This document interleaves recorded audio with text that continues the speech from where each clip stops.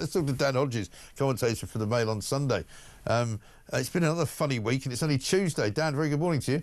Morning. I mean, I'm sort of becoming more and more confused, I think. I said I was a bit confused last week. I think I'm more confused this week. I don't know what this government is doing. I don't know what their policies are. I don't know what their aims are. I don't know what they're, you know, from which point they're sitting, where they're trying to get to. I mean, can you help me out here? I don't know what they're doing. Well, I mean, I share your confusion, but I think that there's a reason for your confusion and my confusion, everyone else's confusion, is that you have to realise we are seeing something quite unique that I personally have never seen in British politics before, which is we now have a Prime Minister and a Chancellor and a government that is literally saying to the country, we're very sorry, but we can't govern the country anymore. And the governance of the country is now going to be left to our own backbench Labour MPs. I mean, if you look at the briefing... Well, that's what it looks like to me. I mean, it's not what it looks like. It's literally what it is. I mean, I have never seen anything like the briefing I saw over the weekend, in which we saw this new line. I mean, I cannot understand who came up with this line in government. Someone in Downing Street came up with this line, and they were running around over the weekend briefing it, that Keir Starmer and Rachel Reeves were now going to make Labour MPs own, this was their words, own their decision over welfare and over benefits and the benefits vote, and to turn round and then tell the country everything that happens moving forward in relation to increasing taxes, in relation to benefits policy, in relation to other governments' policy, is literally now being done as a reaction to what Labour MPs did last week. And that it is now Labour MPs who are dictating taxation policy, welfare policy, and the other policies from government. Now, that is literally the government's line. Yeah. That's literally the line that's coming out from Downing Street. We didn't want to do what we did last week. Labour MPs did what they wanted to do last week. As a result of that, we are going to have to break our pledges on taxation. We're going to have to break our pledge to reform the welfare system. We're going to have to throw out the window other policies that they were supposed to be implementing. Remember, we were being told they were suddenly going to change policy in relation to the two-child benefit cap. Yeah. You may agree with that or disagree with that, but we're now being told we're not going to do that anymore. Yeah, I don't know what they're doing on that. I mean, your guess is literally as good as mine on the two-child benefit. I've completely lost the plot. But do you see what I mean? I mean, have you ever seen a government and a Prime Minister say, I cannot govern the country because my backbenchers won't let me? Yeah. I'm going to have to rate, literally saying, I am now going to have to break my pledge on taxation.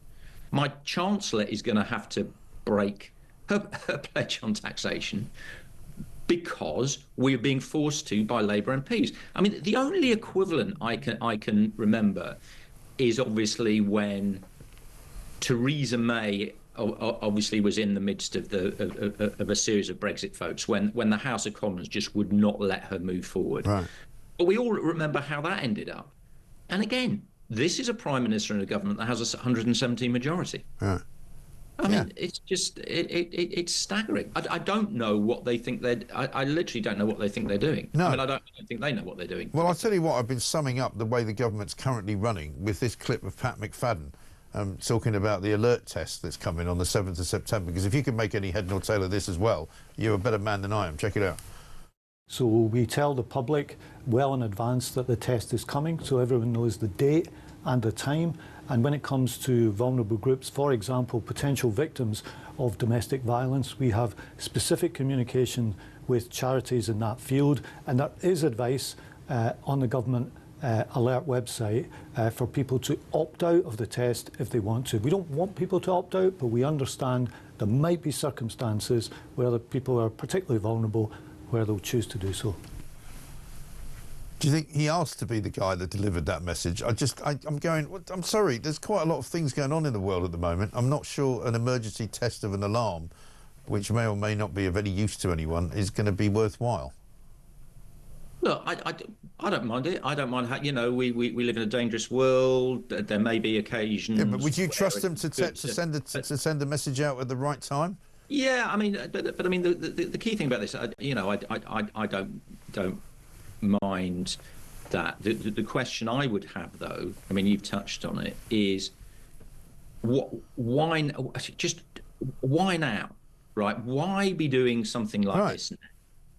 Exactly. Right. That's kind of my point. You are already giving the country the impression you just are not gripping the basics. You are not engaging with the basics. You're not engaging with the country's priorities.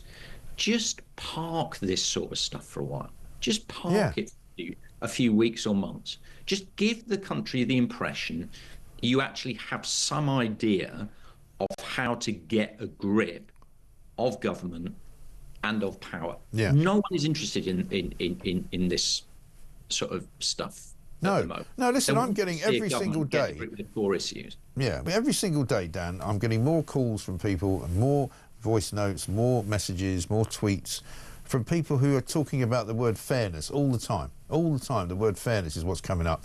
I see occasional tweets from Keir Starmer talking about, how he's going to make Britain fair. People deserve a fair day's pay for a fair day's work and all that. But people in Britain feel that they're not being treated fairly. They feel that the country is being, overrun by the illegal migrant problem and much else besides, and by criminals, by benefit scroungers. They feel that they're working, and the people who are working, they're nuts off, frankly, are not getting a fair crack of the whip. They're getting taxed up the wazoo. Everything's going up in price, and they look around and they see loads of people getting stuff for nothing, and they're not happy about it. But again, it comes back to the point we were saying. I completely understand why people think that. But again, where is our government on this? I mean, let's take the issue of fundamental fairness. A week ago, we were being told by the Prime Minister and his Chancellor and his Welfare Secretary that fairness was absolutely fundamental to the benefit system, was pushing through these welfare reforms. Right, we were being told it wasn't about money, it was about fairness, it was about morality. It had to be done because, in Keir Starmer's view, it was the right thing. Yeah. We're now being told by exactly the same people it wasn't that wasn't fair after all. That's why they started negotiating with the Labour rebels. They realised they'd got it wrong, and as a result of that, what was fair a week ago is different this week. Yeah. Then, having done that, having spent a couple of days doing that, they're now turning around and saying, actually, we don't think that was fair after all. We thought what we were doing originally was fair. And as a result of that, we're going to have to make other decisions now that we also think aren't fair. So we're going to have to raise taxes, even though we didn't think that was fair. We're going to have to scrap other welfare reforms, even though we thought they were fair. I mean, it's amazing, isn't it? I mean, believe it or not. I don't quite know what we're all supposed to do and say about the government at the moment. No. I mean, I get criticised every week, with people saying to me, "Oh, you used to support Keir Starmer. You used to be, now why are you slagging him off?" Because the point is, Keir Starmer can't even support himself. No.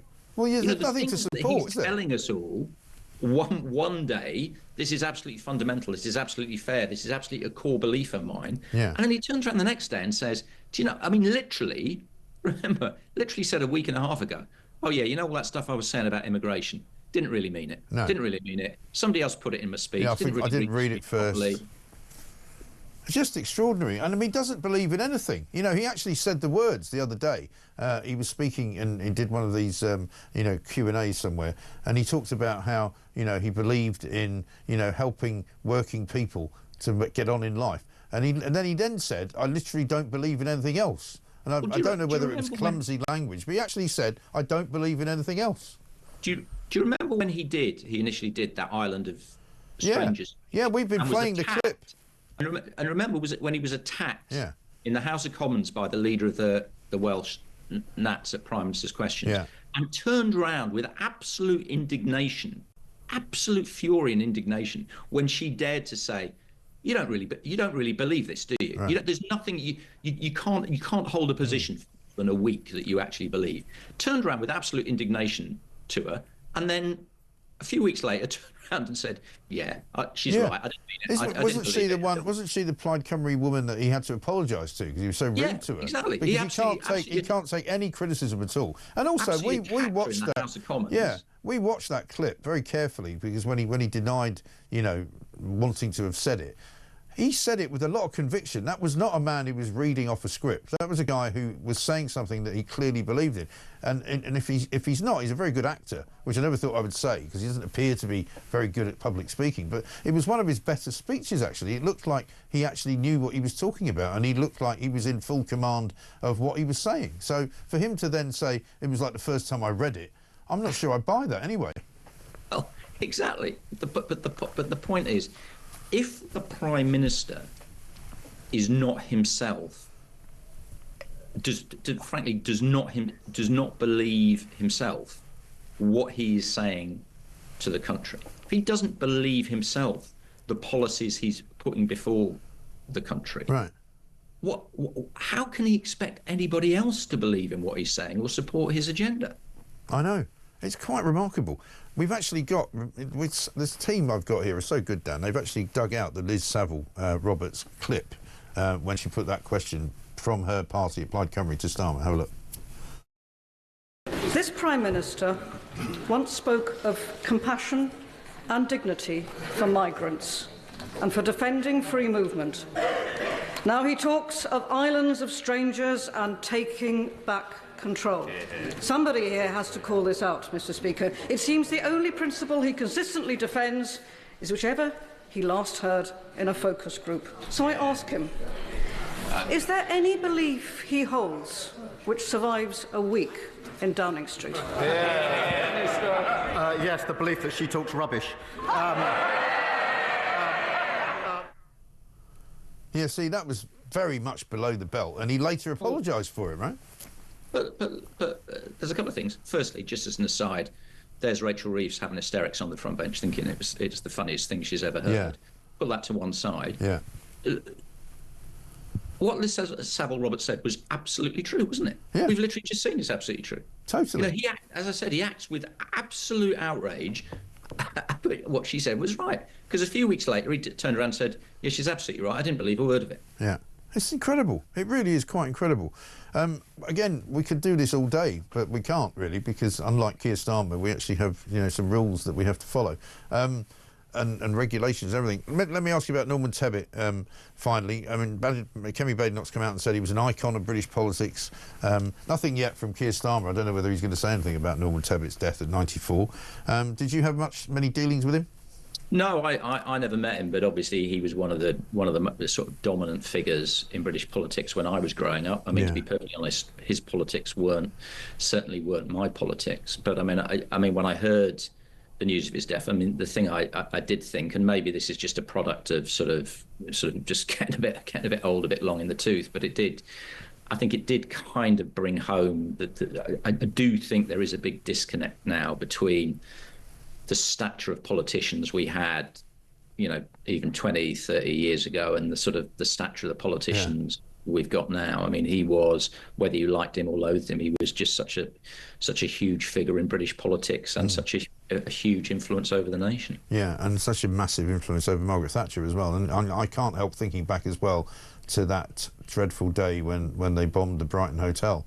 And that picture, which I think we will find eventually, of him in the rubble, with his wife injured, paralysed from that terrible attack.